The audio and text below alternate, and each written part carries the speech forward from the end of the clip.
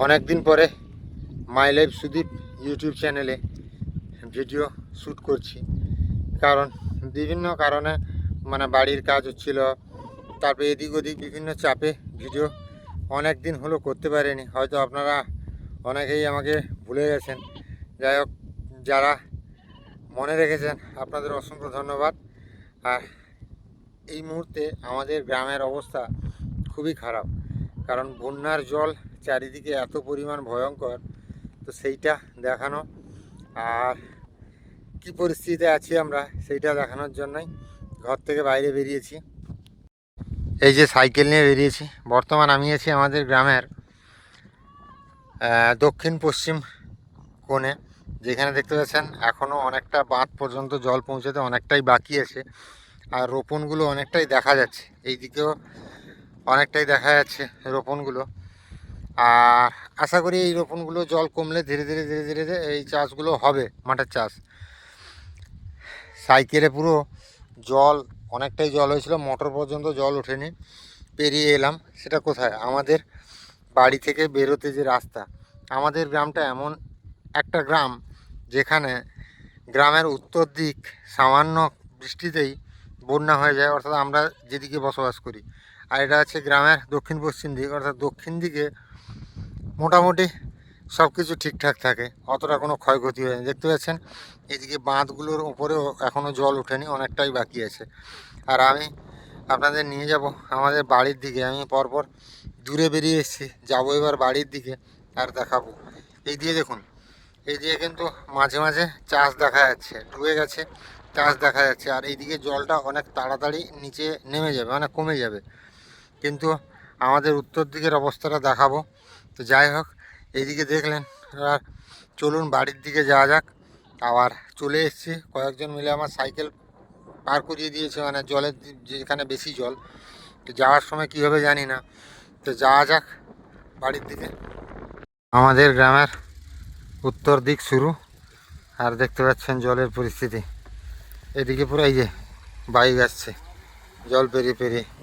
আমাদের এইদিকে যে বাঁধ গেছে, সেই বাঁধ পুরো জলমগ্ন একদম। আর এইদিকে চাষ যে হয়েছে, রোপণের কাজ যে হয়েছে, কোনো বোঝার কোনো উপায় নেই। ও পরেশ দা, স্কুলের দিকে যাইতে রাস্তা শুকলা? হ্যাঁ না, স্কুলের দিকে তুমি এদিকে জল পাবো। হ্যাঁ, সুজিমাতির বেডটা পারিব না, সেদিকে জল পাবো। হ্যাঁ সেটি অতটাখানি জল পাবো। তারপরে ঘাইটা যে ভাঙতলা, সেদিকে অতটাখানি জল পাবো। তারপরে আর জল নাই সেরকম না, সেদিকে আরো বেশি। হ্যাঁ, আরো বেশি। তারপরে আমাদের এই দিকটা, উত্তর দিকটা চাষ হবে না এবছর। না তো বালি সেই বাঁধের সেদিকটা তবু হবে হয়তো টুকিটাকি, কিন্তু এদিকটা, এদিকে টোটালি চাষ হবে। এদিকে টোটালি চাষ হবে না। এদিকে এই মাঠ না সমুদ্র কিছু বোঝা যায় এটা না, একেবারে জল পুরা, এই জল নামবে না। জল নামতে সময়ও লাগবে। সময়ও লাগবে। আর চাষ যে রোপণ করা আছে, সে চাষ নষ্ট হয়ে গেছে। আর বীজতলা ফেলেও লাভ নাই, কেন এই জল নামতে নামতে রোয়ার কাজ সময় পেরিয়ে যাবে। সময় পেরিয়ে যাবে। হ্যাঁ, পরিস্থিতি কি ভয়ঙ্কর। আর ওইদিকে আপনাদের একটু নিয়ে যাব, দেখাবো কি পরিস্থিতি। এই যে দাদু ঝাঁঝি চেপে গেছে, চেষ্টা করছে যদি জল কমলে তবুও চাষ উদ্ধার হয় নাকি। চেষ্টা করে, চাষিদের চেষ্টা করে যেতেই হবে নাকি, বলো দাদু? সাবধান সাবধান।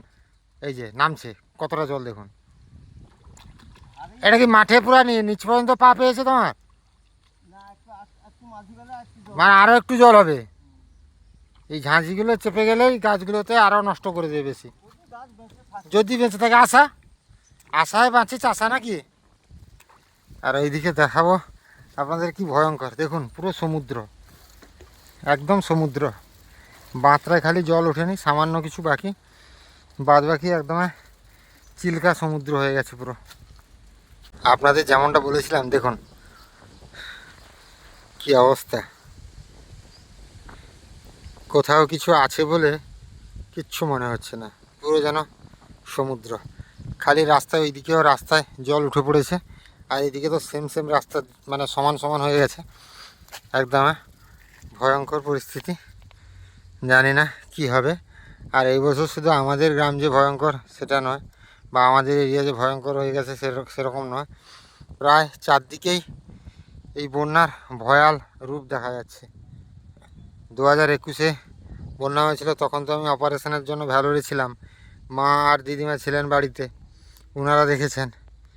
আর এবছর আমি বাড়িতে আছি আর এরকম ভয়ঙ্কর বন্যা দেখতে পাচ্ছি সামনাসামনি। এই যে আমাদের পাড়ার দিকে ঢোকার রাস্তা, বর্ষিনের কোথায় যাওয়া আছে বাদল? এই যে অবস্থা, কি করে যাব? সাইকেল নিয়ে চলে তো এসছি, সেটাই হচ্ছে চিন্তার বিষয়। দেখতে পাচ্ছেন জলমগ্ন আমাদের পাড়া, আমাদের গ্রাম। এই যে জলের অবস্থা, সামনেই আমাদের এই যে সবাই জাল পেতেছে মাছ ধরার জন্য। আর এইদিকে আমাদের খেলার মাঠ, মানে ক্লাব বাড়ি যাকে বলে, এইখানে সন্তোষী পূজা হয় আর বাচ্চারা খেলাধুলা করে। বাচ্চারা নয়, বাচ্চা বড় সবাই এখানে যে যার মতো করে খেলাধুলা করে। সেই মাঠের অবস্থা এইরকম ভয়ঙ্কর অবস্থা। আর এখানে আমাদের মাস্টারমশাই দাঁড়িয়েছেন, মাস্টারমশাই অসুস্থ। সবাই এখানে বেরিয়েছে।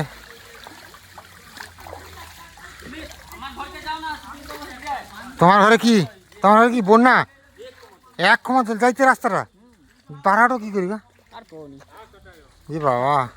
এইদিকে বাড়িতে যাওয়ার পথে আর বেনুকার দোকানের ওইদিকে সাইডটায় জল উঠে গেছে পুরা। আর ওইদিকে বসছে পাঁচু। এই পাঁচু, তোমার তো এখন এখানে থাকা উচিত নয়। না মা, তোমার তো অ্যাম্বুলেন্সের ডিউটিতে থাকা উচিত। এই মুহূর্তে তো মানুষ বিপদে পড়লে আপদে পড়লে তোমাকেদেরই আগে ছুটতে হবে। উড়াল পঙ্খী, আচ্ছা।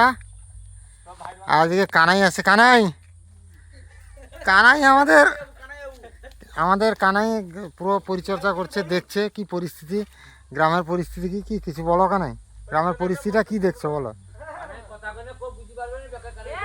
বলো বলো বলো। ঠিক আছে, আফসোসে না? আচ্ছা, তো দোকানের তো লাভ, এবার তো মুড়ি কিনবে সবাই, মুড়ি তো আর কেউ ভাজতে পারবে নি।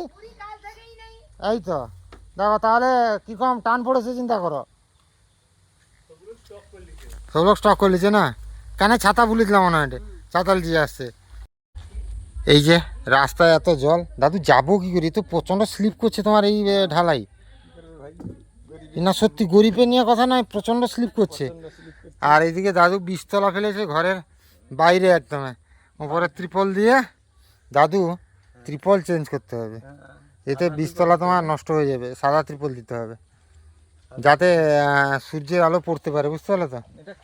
হ্যাঁ, এই যে বীজতলা। আর ইয়ে কাঁকড়া নাকি এদিকে সেদিকে আছে, একটু ইউরিয়া মেরে দিতে হবে, দিলে টেনে উঠবে গাছগুলো, বুঝতে পারলে তো?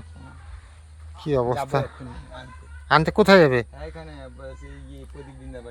আচ্ছা, আমি সেই দিক থেকে গোটা ঘুরে ঘুরে এলাম। জানো আমাদের একটা এমন গ্রাম, যেই গ্রামের দক্ষিণ দিকে চাষ হবে, সব কিছু হবে, আর আমাদের এই দিকটা কিচ্ছু হবে না, উত্তর দিকটা কিছুই হবে না। কি হবে সেটাই ব্যাপার, এক হাঁটুর বেশি জল। আর এই যে তোমার এইগুলা না এত স্লিপ করবে, এই ভয়ঙ্কর। দিদা সাবধানে বাড়িব কিন্তু, এটা কিন্তু খুব ভয়ঙ্কর হয়েছে তোমার ঘরে।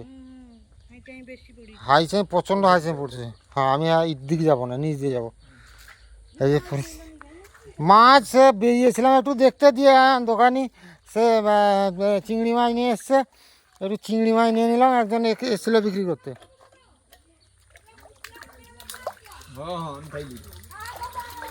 এই যে দেখো জল কতটা, এখানে অনেকটা জল। তাই জন্য গোপাল দাদু আমার সাইকেলটা মানে এদিক থেকে সেদিকে করে দিচ্ছে। ভয়ঙ্কর অবস্থা, কি বন্যা গো দাদু। না এগুলো তুলতে হবে না দাদু, এগুলো জল কম আছে।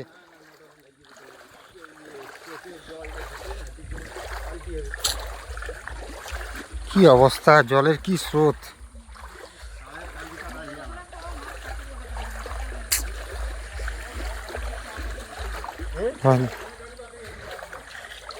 গয়না দাদু কাই যাও রাতে কি ভালো মন্দ লিখে যাওয়া নাকি? তাঁতে ওটা নাকি ভালো মন্দ? ও আসতলা, আমি হচ্ছি ভালো মন্দ লিখে যাওয়াটা বা লিয়া ওটা হয়তো কাকির ঘরে গেড়িয়াটা না রিয়ে গিয়েছে বা বান দিচ্ছে। মাছ পড়িছে কিরকম? চারদিকে জলই, তোমার চারদিকে যদি জল হয়ে আর আটকিব কোন ধারে? হ্যাঁ, স্থির থাকলে ঠিক থাকলে, যখন তোমার উপর দিকে, হ্যাঁ আচ্ছা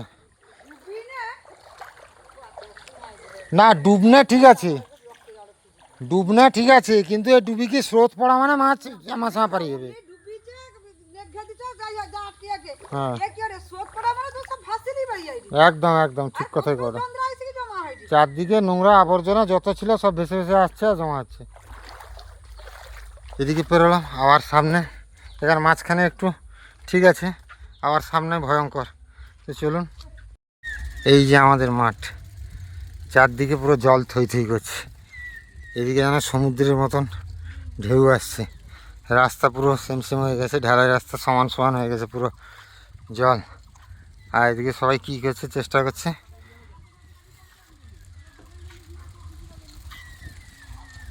এই সবাই কিছু একটা প্ল্যান করছে।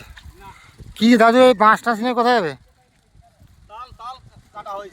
তাল কাটা হয়েছিল কাঁদি, বাহ,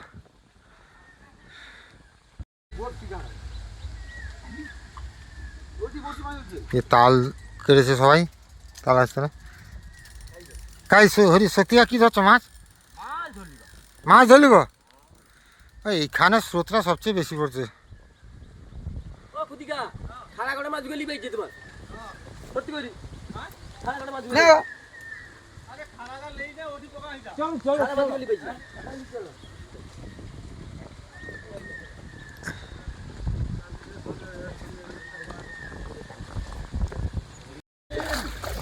এ যে স্রোত চড়ি গিয়ে আইতে না পড়ি গিয়ে উল্টি গেলাবা, ভয়ঙ্কর স্রোত। রতনদা সাবধানে হবো, ফাটা আছে কিন্তু রাস্তা। এ বাবা, এই যে ভয়ঙ্কর স্রোত, কোনো রকম সাইকেলটা আস্তে করে পার করি, তারপরে ওই দিকটায় ভয়ঙ্কর স্রোত পড়েছে, কোনো রকম বহু কষ্টে পেরিয়ে এলাম। এবার এই দিকে দেখুন, এই দিকে পুরো রাস্তাটাই ডুবে আছে, পুরো রাস্তাটাই ডুবে আছে। কী করে যাওয়া হবে সেটাই হচ্ছে চিন্তা। আর রাস্তার উপর এত পরিমাণে কাই পড়েছে, জমা হয়েছে, মানে এমনি হেঁটে যাওয়াটাও কঠিন ব্যাপার হয়ে যাচ্ছে, পা প্রচণ্ড স্লিপ করছে। আর এই যে বন্যার জল, কোথাও ঠান্ডা জল, কোথাও গরম গরম জল ভাব, কী হচ্ছে ব্যাপারটা বোঝা যাচ্ছে না কিছু। কাই যাবো তখন কা? আমি সামনে আছি আপনার কাছে। না, সাইকেলে উঠে পড়তে হবে, উঠে পড়লে যেতে সুবিধা হবে। একটু চিংড়ি মাছ নিয়ে এসছি, চিংড়ি মাছগুলো ভালো চিংড়ি মাছ। দেখো গ্রামের পরিস্থিতি দেখলে সেদিকে ভয় পেয়ে যাবে তোমাকে। খাওয়া দাওয়ার পরে না, তুমি স্নান করার আগে তোমাকে একবার নিয়ে যাবো ওইদিকে। সাইজ ভালো আছে, যাই হোক একটা রান্না করো, কিছু একটা যেটা করলে ভালো হবে। আর মাকে দেখো,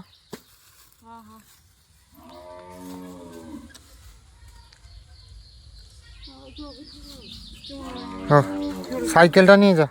কী করবে দেখো, আমি একটু খাল থেকে আসি, খালের পর থেকে আস্তে করে নিয়ে যাবে সাইকেলটা। সাইকেল চা দিয়ে কড়কাড় করছে, অবস্থা খারাপ সাইকেল। না না, জল মোটর পর্যন্ত পৌঁছায়নি, মোটর পর্যন্ত জল যায়নি, সেটা অসুবিধা নেই কোনো কিছু। মা গরু খাওয়ার ব্যবস্থা করছে নাকি? সে বালতিগুলো সাইড করে রাখবে তো একটু।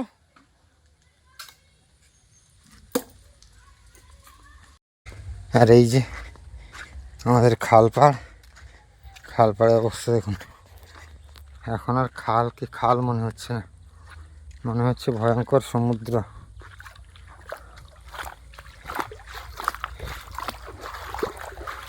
আর যাব না বেশি দূর, ভয় করছে, কারণ এত পরিমাণ জল তো, আর স্রোতও আছে জলের ভীষণ। চারিদিকে মানুষ জাল ফেলছে খালে, মানে কী বলবো, বন্যাতে মানুষের যে কত ক্ষতি হয়, রাস্তাঘাট, ঘর বাড়ি সব কিছু খুব খারাপ ধরনের পরিস্থিতি হয়।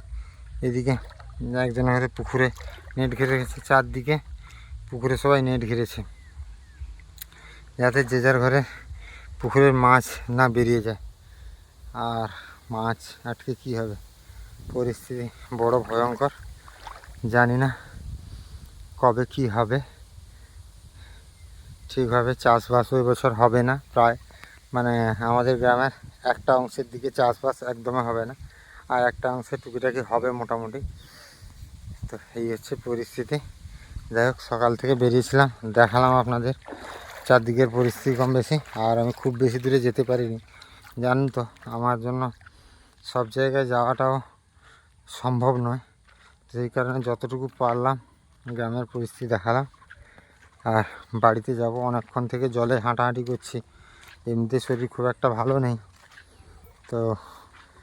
আর জল মানে ঠান্ডা, আর ঠান্ডা মানে অ্যাঙ্কলোসিং স্পন্ডালাইটিসের জন্য খুবই ভয়ঙ্কর। তো সেই কারণে চলে যাব বাড়ির দিকে। এই যে এই রাস্তাটা মোটামুটি এখনও ডুবেনি, এটাই একটা ব্যাপার।